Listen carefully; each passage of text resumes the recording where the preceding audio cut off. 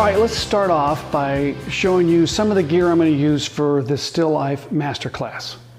The first thing I would say is this, that I don't need a lot of equipment to do this, and you don't either. So I'm going to show you what I'm going to use, and you may have some stuff laying around that will work also, so you don't have to get exactly what I'm going to get. So let me start off by showing you the strobe I'm going to use. It's the FJ Westcott Westcott FJ 400. It is a great little unit. Now, again, if you have, so for a while I was using the Godox 8600s, those are great, or maybe a 400. I think they make a 400, 200. I had the Einsteins before that. Those are great strobes, still work incredible. You can even do this with a speed light. Now, if you're going to use a speed light, because you don't need a lot of power in here, we're going to be doing a still life. The softbox is going to be pretty close to the subjects that I'm going to be photographing, so you don't need a ton of power. The only thing about a speed light is you have to mount it into a softbox, and they do make and I have one somewhere. I was going to try to pull it out for you. It's an aftermarket speed light mount to a Bowens S mount here. Now, if you have a, let's see, Balcar, like the Einsteins, you would need to get a way to mount your speed light into the Balcar. I think it's a little bit harder to do that. There may be something out there. The Bowens is a great mount. But don't get caught up in having the exact equipment that I have. That's the number one thing. So I have sitting over there, a controller that's going to go on here that's matched up to here. This is the Westcott controller, so that I can adjust my lights here. I don't have to walk around. This is going to be a short distance, but it's a controller that triggers the strobe. So hopefully you have the right parts and pieces to do that. The old days we used to it used to be a hard wire. Everything was hardwired from your camera to the strobe. Those are, I guess, if you've been around a long time, you might remember those days. We're in great times today with the technology we have. So the strobe is we're not going to go into high-speed sync at all. And, at this point, I'm not. So I don't need a flash. This does high-speed sync. We don't need TTL. It's going to be all on manual. So my point is this. If you have a strobe laying around, it's probably going to be sufficient to do what we're going to do for this still life masterclass. So don't run out and buy some new strobes for this class. If you've got strobes, and you only need one, okay? So I always say that if you have one light, one modifier, one camera, one lens, you could probably pretty much rock the world. So that's the beauty of this. Now, I am in my living room. Part of the beauty of doing a still life masterclass or the still life scenario is that I can really shoot that anywhere. I don't need a studio. Now, I've taken over my wife's table and she's not too happy with that.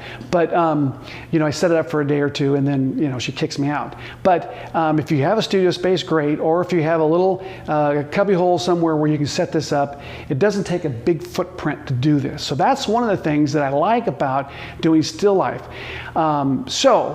I got this old table that I say old table. It was a new table I bought at World Market. It was like $100 bucks or $150. I took the legs off. I went and took it outside, left it out there for a year, took a hose to it, and I kind of distressed it a little bit. And it's not the best shape. Recently I was at a antique store where they had some really cool tables, old tables. And some of them you could take the legs off. I would say you don't have to take the legs off, but the reason why I took the legs off is that I can stick this in the back of my car, my SUV, and I can transport it. And I've shot a lot of sports figures and portraits with this table. You'll see those under the Joel Grimes portfolio.com portfolio. And it's kind of fun. So I did a series with this table. So, but I'm going to use it for the still life.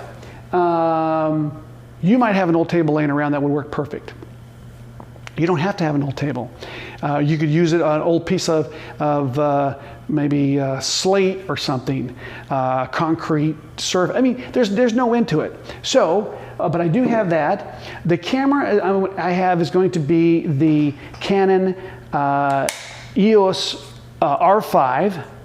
And the lens choice that I'm going to do, here's the 24-70. That will work. I also have the 7200. I'll use that on a couple scenarios.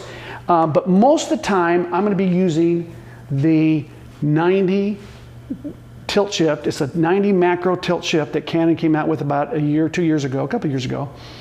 And the reason why I'm using this lens is that I can shift it from one side to the other to get a little bit bigger canvas, and then I'm going to end up with a lot of these pictures going square. So why would I go square? Well, part of the reason I'm going square is that I can put these still lifes in a grid that I can run maybe 3 side by side as a triptych or something. I guess that's a term that you could use. 3 side by side. And so square works really well for that. When I did this years ago with some still life stuff, I ended up doing that. And so you don't have to run your final image as square, or you can crop in, which I don't like to do, but you could crop in. If you're not going to go super, super big, you'll probably get away with, you can crop in, make it square. But I like the square format for this kind of thing. So that's why I'm using the tilt shift lens, to get a little bit extra megapixels and be able to shift left and right.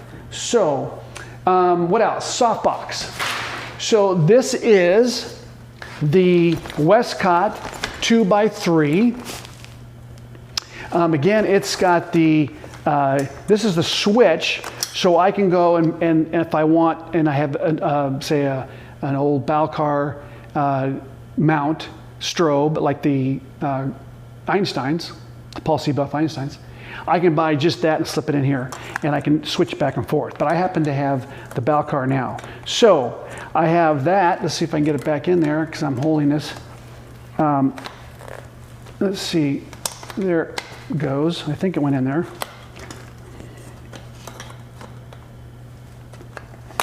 There it goes. All right. This does have an inner baffle. Well, that's a loud thing. So there's the inner baffle. And that helps distribute the light evenly across the surface of this front diffusion. I talk a lot about that in a number of my master classes. I talk about strobes. We're going to go into that in just a minute. I'm going to show you a demo of how and where to put your light and why it's important. But so you have to have a modifier that distributes your light evenly across the surface to give a nice, beautiful, well, you can use it as a gradient when you go and set up your subjects. This is a 2x3. You say, Joe, I don't have a 2x3. I got a 2.5x4 or something. I don't know. Let's see, Westcott makes a 3x4. They have a 19x24. There's a few different sizes. So your manufacturer may have a size that's maybe similar to this. The fact is that I have a rectangle softbox. And the reason why that works for still life is that it creates a highlight. Not every one of my shots are going to have a highlight in it. But if I have a bottle, glass, I do have a glass, an old bottle glass, that highlight will be squared up or rectangular, straight edged. If you use a beauty dish or a round modifier, octabox or whatever, that reflection will show up as a round source. Not very flattering when you do still life. For portraits, it's fine, but for a still life scenario, it's not. So you want a rectangular, a square, if you have a square box, that'll work too. So that's the softbox. Now, one of the things I talk about because I am what they call a top pro photographer for Westcott. And so I disclose that. I use their products, and I've been doing it for years. I love their products, but you don't have to have a Westcott modifier. That's more, I think when I started out in photography, I thought I had to have a certain brand because my favorite photographer shot with that brand of modifier, so I went out and bought the same one. And then I realized that the brand, the name on the outside, is not as critical. What's critical about a softbox is, well, one is you want the diffusion color balance that comes through the diffusion to be daylight balanced, and you can test that out to see. You want the inner baffle and the light to be distributed equally. That's good. You can test that by shooting straight into the softbox with your digital camera. Stop it down, maybe turn the power down, and you can see the pattern that it creates. If it's a hot spot in the middle, then you probably got some problems there. You need to, maybe the baffle's not even in there. You might have got a softbox. I've had people say, oh, I have to put the baffle in there? Okay, I got this extra piece of diffusion, I didn't know what to do with it. Well, there's a reason for that baffle. The most important thing, though, about a softbox is that you buy a system that you can use, interchange, do things. This is a switch. I can switch it out. It's easy to set up. That's another really important thing about a softbox. But really the durability of the softbox. So you really pay, so you can get a softbox very cheap. Maybe you get one on eBay for 50 bucks. And then you say, well, am I going to pay 150, 200 bucks for a softbox? Well, probably in the beginning, you couldn't tell the difference. But over time, the $50 softbox will start falling apart. I've seen them. I've seen people buy them, and and some of them are really difficult to set up. So a very easy setup box is important because if you tear it down, set up. All right, I've got two stands, one with a little boom on the back. That's just going to hold up this. So this is my gray. It's just a piece of foam core, and I took a 9-foot gray seamless and just cut a piece off. Didn't do a very good job on this, and I want a 50% value gray for my background. Now, you say, Joel, why don't you take the texture, which I've got textures, I got one over there, a couple over there, that I could put up behind here, and then use my still life with that texture. Well, I could do that, and then I'm locked in with that texture. With 50% gray, I can add the texture later in Photoshop. I'm going to show you how to do that. And then it's unlimited options, creative options down the road. So 50% gray gives me ability to take a texture and attach it to it, and it's absolutely amazing. Now, I'm also going to take some old looking backgrounds that I shot in England, and I'm going to distress those backgrounds, and then I'll drop them in on gray. So that is not something you have to do, but I'm going to show you how to do that. But the 50% gray is very important because it gives me unlimited creative options on the post side. So photography is all about making choices. So that is where most of us get stuck, is we think, am I doing it right? Or, what do I do? Do I take and put, grapes on a old boot? I don't know, I'm just saying that because I got some old boots over here. And I got grapes I just bought for one of my scenarios. I mean, there's no end to what you could do. Maybe put a flower out of a boot. You could add a still life, make something fun. There's no end. That's the beauty of being an artist. So if you feel overwhelmed with the process, you're not alone. But I always say the rule of thumb is do what feels right for you. So you say, I want to put a wildflowers coming out of a boot, and you go, that looks hokey. Or maybe you might say, that's the greatest thing I've ever seen. You can make the decision of what you like. So gray, 50% gray. Now, I get people email me, what is the exact, I guess you'd say, code or name of the gray that you used for this shoot?